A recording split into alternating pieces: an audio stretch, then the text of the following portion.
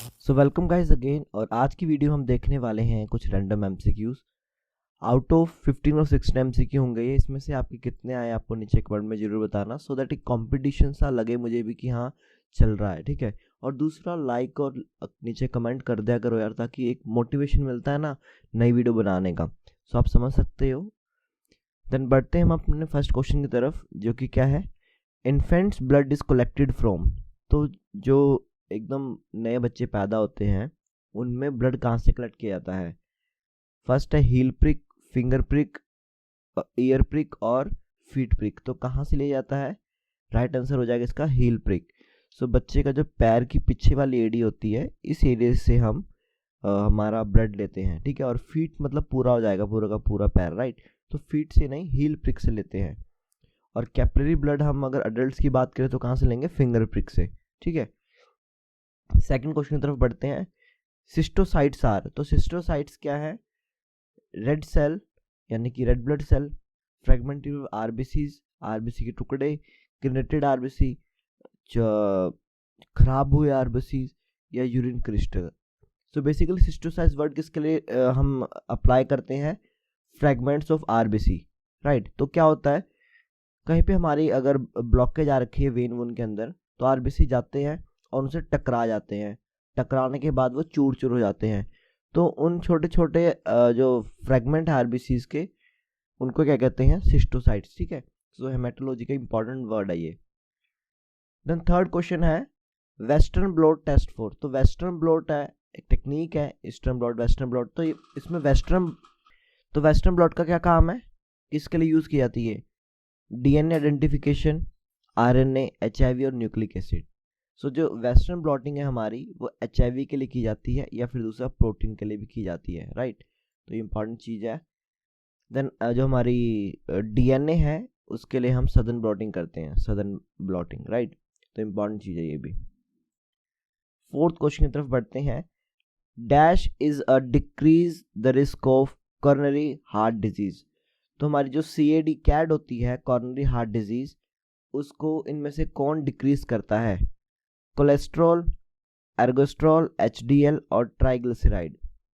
देखो, अगर आपको किसी क्वेश्चन को आंसर देने में थोड़ा टाइम चाहिए तो आप वीडियो को पॉज कर लेना, क्योंकि मैं तो सीरीज में चल रहा हूँ। तो इसका राइट आंसर हो जाएगा हमारा एचडीएल। तो हाई डेंसिटी लाइपोप्रोटीन। ये क्या करता है, जो हमारा लीवर होता है, तो लीवर के पास फैट को पहुंचाने का काम किसका होता है? एलडीएल का, है ना, क्योंकि कुछ अमाउंट तो स्टोरेज होगा यहाँ पे भी। और एचडीएल क्या करता है, लीवर में से हमारा जो फैट होता है उसको लेके आता है, इन रिस्पॉन्स टू हेल्प करता है। जो हमारे हार्ट के आसपास मसल है, सेम वहाँ पे भी सेम ही प्रोसीजर होता है।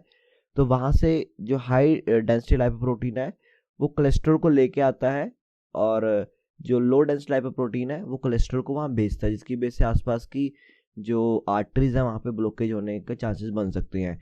इसलिए एचडीएल को गुड कोलेस्ट्रॉल भी कहा जाता है, क्योंकि कॉर्नरी हार्ट डिजीज होने से बचाता है ये हमें, राइट। फिफ्थ क्वेश्चन है हमारा, विच of the following is not a basic amino acid. तो जो अमाइनो एसिड होते हैं एसिडिक बेसिक, तो उनमें से पूछा गया कि बेसिक अमाइनो एसिड इनमें से कौन सा नहीं है? हिस्टिडीन, लाइसिन, आर्जिनाइन और ग्लाइसिन। सो राइट आंसर हो जाएगा इसका हमारा ग्लाइसिन। ग्लाइसिन जो है हमारा वो बेसिक अमाइनो एसिड नहीं है, वो एलिफेटिक चेन का हमारा अमाइनो एसिड है, ठीक है। एलिफेटिक चेन भी एक कैटेगरी है अमाइनो एसिड की, तो उसके अंडर वो आता है। और ग्लाइसिन की एक और प्रॉपर्टी है कि वो ऑप्टिकल एक्टिविटी है उसमें नील होती है, ठीक है। ऑप्टिकल एक्टिविटीज में नील होती है। देन सिक्स्थ क्वेश्चन की तरफ बढ़ते हैं हम। PH of pancreatic juice. तो पीएच होती है जो पेनक्रेटिक जूस की, वो कितनी होती है, कौन सी होती है? या हम इस क्वेश्चन को ऐसे भी लिख सकते हैं, कितनी होती है ना, कि रीडिंग में कितनी होती है। यहाँ तो सिंपल है, एल्कलाइन होती है, एसिडिक होती है, न्यूट्रल होती है, या इनमें से कोई भी नहीं होती। तो कुछ तो होगा, कोई भी सॉल्यूशन है वो आइदर एसिडिक होगा, बेसिक होगा, न्यूट्रल होगा, ठीक है। न्यूट्रल 7 पे होगा, उससे कम एसिडिक, उससे ज़्यादा बेसिक। तो जो हमारा पीएच है पेनक्रेटिक जूस की, वो होती है एल्कलाइन इन नेचर, ठीक है। तो 8.0 से 8.3 और 4 के बीच में इसकी रीडिंग होती है, तो स्लाइटली एल्कलाइन कह सकते हैं हम, राइट। तो अगला क्वेश्चन है हमारा 7th, goitre is caused by. तो गोइटर क्या होता है?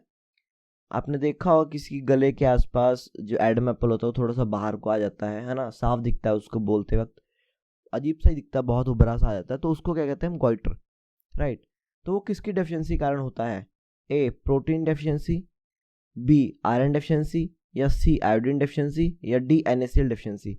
NaCl मतलब सोडियम क्लोराइड यानी कि नमक हमारा। किसकी डेफिशिएंसी के कारण हमको गॉइटर होता है? तो गॉइटर होता है हमको आयोडीन डेफिशिएंसी के कारण। इसीलिए आज से कुछ टाइम पहले जो हमारे नमक है उसमें आपको दिखता होगा, टीवी में ऐड आती थी, जो हमारा ये सॉल्ट है विद आयोडीन मिक्सचर है, ठीक है। क्योंकि एक टाइम पहले भारत में इसकी बहुत सीवियर डेफिशिएंसी होने लगी थी, जिसके कारण की गॉइटर हमको इंक्रीज देखने को मिलता था, राइट। तो उसको अवॉइड करने के लिए जो कंपनियां थी वो अपनी एडवर्टीजमेंट में इसका रोल प्ले करती थी कि जो हमारा नमक है उसके अंदर क्या है, आयोडीन है, राइट। आयोडीन मिक्स नमक आपने सुना भी होगा ये ऐड में। 8th क्वेश्चन की तरफ बढ़ते हैं। कैप्सूल स्टेन्ड बाय, जो हमारा कैप्सूल होता है, कैप्सूल क्या होता है, बैक्टीरिया होता है, उसके आसपास एक स्लाइम लेयर होती है, उसको हम कैप्सूल कहते हैं, जो कि उसको प्रोटेक्ट करता है from the outside environment, either कोई एंजाइम हो या फिर कोई भी पार्टिकल जो कि उससे खराब कर सकता है बैक्टीरिया को, तो उसकी सेफ लेयर के लिए एक कैप्सूल नेचर प्रोवाइड करती है उसको, राइट। सो जो किससे स्टेन कर सकते हैं उस कैप्सूल को? Negative staining, AFB staining, Albert stain, या किसी से भी कर सकते हैं। सो इसकी जो कैप्सूल स्टेनिंग होती है वो कौन सी है? Negative staining. अब नेगेटिव स्टेनिंग में क्या होता है, जो हमारा कैप्सूल होता है वो हमारा स्टेन नहीं हो पाता, जो हमारा एक्चुअल जिसको हमें स्टेन करना है वो स्टेन नहीं हो पाएगा, बट जो बैकग्राउंड होगा वो स्टेन कर पाएगा। अब स्टेन बैकग्राउंड में कोई चीज़ अनस्टेन्ड होगी तो वो कंट्रास्ट के थ्रू इजिली दिख जाएगी, तो नेगेटिव स्टेनिंग में हम कैप्सूल को स्टेन करते हैं, राइट। अब हम बढ़ते हैं अगले क्वेश्चन की तरफ। Corn meal agar mainly used for, तो कॉर्न मील अगार कहाँ यूज होता है? बैक्टीरिया के लिए, पैरासाइट के लिए, फंगस के लिए, या फिर वायरस के लिए? तो जो कॉर्न मील अगार होता है प्लस SDA भी कई बार हमने सुना होगा, तो इन दोनों का मिक्सचर भी कभी यूज किया था। तो किसके लिए यूज किया था ये? फंगस के लिए, राइट। तो फंगस के लिए हम क्या यूज करते हैं? कॉर्न मील अगार। इंपॉर्टेंट है, ध्यान रखना। देन नेक्स्ट क्वेश्चन है, candida is dash in gram negative stain. तो कैंडिडा का क्या दिखेगा हमको अगर हम ग्राम स्टेनिंग करेंगे?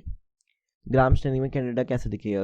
इधर ग्राम पॉजिटिव, ग्राम नेगेटिव, या मिक्स्ड ग्राम पॉजिटिव नेगेटिव, या ना इधर ग्राम पॉजिटिव नॉर नेगेटिव, तो ना पॉजिटिव दिखेगा ना नेगेटिव दिखेगा। तो कैंडिडा जो हमको दिखता है ग्राम स्टेनिंग के अंदर, so mostly they are gram positive, तो ग्राम पॉजिटिव होते हैं हमारे कैंडिडा, राइट।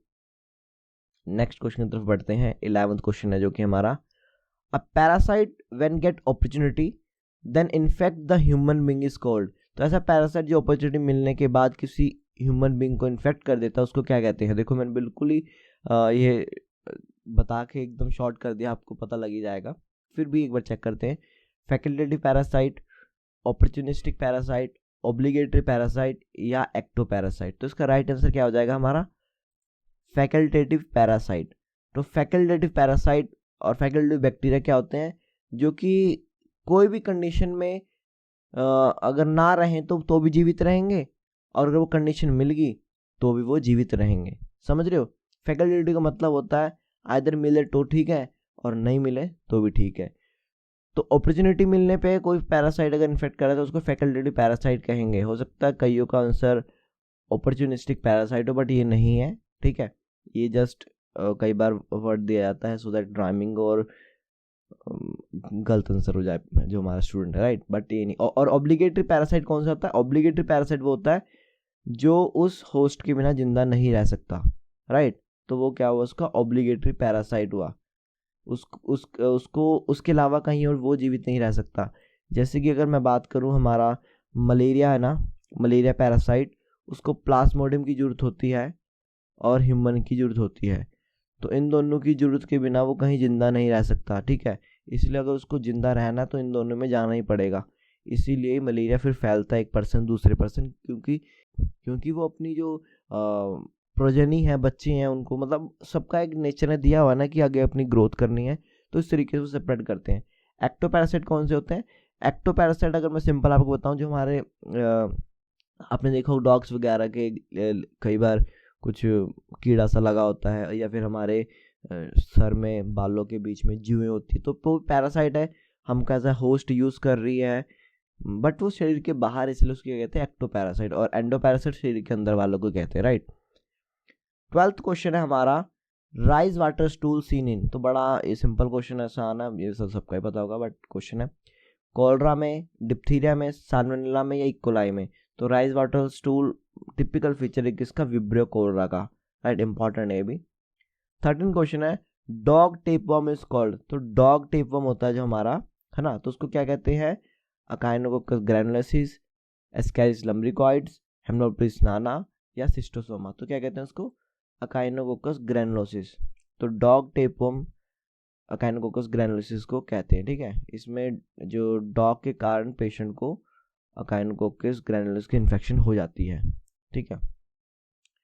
14 क्वेश्चन की बात करते हैं हम, which of the following is a not homopolysaccharide, तो होमोपॉलीसेक्राइड में से कौन सा नहीं है। तो फर्स्ट ऑफ ऑल होमोपॉलीसेक्राइड क्या चीज है, सेक्राइड होता है शुगर को, और पॉली मतलब जब बहुत सारी शुगर आपस में मिलती है तो उसको कहते हैं होमोपॉलीसेक्राइड। तो इनमें से कौन सा नहीं है, ए ग्लाइकोजन, बी स्टार्च, सी हेपरिन या डी इंसुलिन। तो जो हमारा ऑप्शन है हेपरिन, ये होमोपॉलीसेक्राइड नहीं है, ये हेटेरोपॉलीसेक्राइड है, क्योंकि ये सिमिलर शुगर से फॉर्म नहीं होता, इसमें डिफरेंट शुगर यूज होती है। वहीं ग्लाइकोजन, स्टार्च, इन सब में क्या होता है, मेनली ग्लूकोज ग्लूकोज ग्लूकोज जुड़ती रहती है, और सेम तरह की शुगर होने के कारण उसको होमोपॉलीसेक्राइड कहते हैं। और डिफरेंट, जैसे कि हमारा सुक्रोज, फ्रक्टोज, ग्लैक्टोज, अलग अलग शुगर जब जुड़ रही है तो उसको कहेंगे होमोपॉलीसेक्राइड, हेटेरोपॉलीसेक्राइड, राइट। 15 क्वेश्चन है, विच of the following bacteria show swarming growth, तो इनमें से कौन सा बैक्टीरिया है जो स्वार्मिंग ग्रोथ दिखाता है हमको, साल्मोनेला, विब्रियो, प्रोटियस या इकोलाई। तो इसका राइट आंसर हो जाएगा प्रोटियस। तो प्रोटियस हमको स्वार्मिंग ग्रो दिखाता है, जहां भी वो ग्रो होगा उसके आसपास हमको वो स्वार्म होता दिखेगा, मतलब फैल जाएगा वहां से, राइट। 16 क्वेश्चन है हमारा, विच medium is not suitable for viral culture, तो वायरल जो हमारा कल्चर होता है इसमें से कौन सा कल्चर के लिए सुटेबल नहीं है, ब्लड अगार, सेल कल्चर, एग इनोकुलेशन या माउस इनोकुलेशन। तो देखो, जो जैसे मैंने आपको हिंदी में बता दिया, तो कई बार क्या होता है क्वेश्चन में, देखो क्या है, विच medium is not suitable for viral culture, और कई बार हम पढ़ते नहीं है सीधा विच medium suitable for viral culture, correct, mouse में हम कर सकते हैं, क्योंकि देखो जनरली कि भाई माउस में हम इनोकुलेट करते हैं, तो चलो जी आंसर हो गया। बट ये क्वेश्चन को थोड़ा ध्यान से देखना होता है। तो ब्लड अगार में हम वायरल को कल्चर नहीं कर सकते, क्यों, क्योंकि जो वायरसेस है उनको कल्चर करने के लिए कोई लिविंग बीइंग चाहिए, और जो हमारा ब्लड अगार होता है उसमें ब्लड होता है, और वो भी as a dead material blood होता है वो, राइट। बाकी सेल कल्चर होगा, सेल के अंदर लिविंग फॉर्म में सेल होता है, उसको हम वैसे सेल भी डेड हो जाएगा कुछ टाइम बाद, बट उसको हम एक मेंटेन करेंगे तो वो कल्चर। देन एगुलेशन, हम एग के अंदर इनोकुलेट कर सकते हैं, माउस चूहे के अंदर इनोकुलेट कर सकते हैं। तो इस तरीके से हम वायरस को किसी भी लिविंग बीइंग में कल्चर कर सकते हैं। तो ये तो हमारा 16 क्वेश्चन आउट ऑफ 16 आपके कितने हैं नीचे बताना, या फिर वीडियो कैसी लगी आप नीचे बताना, लाइक कर देना, नहीं हो तो सब्सक्राइब कर देना। तब तक मिलता है आपको नेक्स्ट वीडियो में।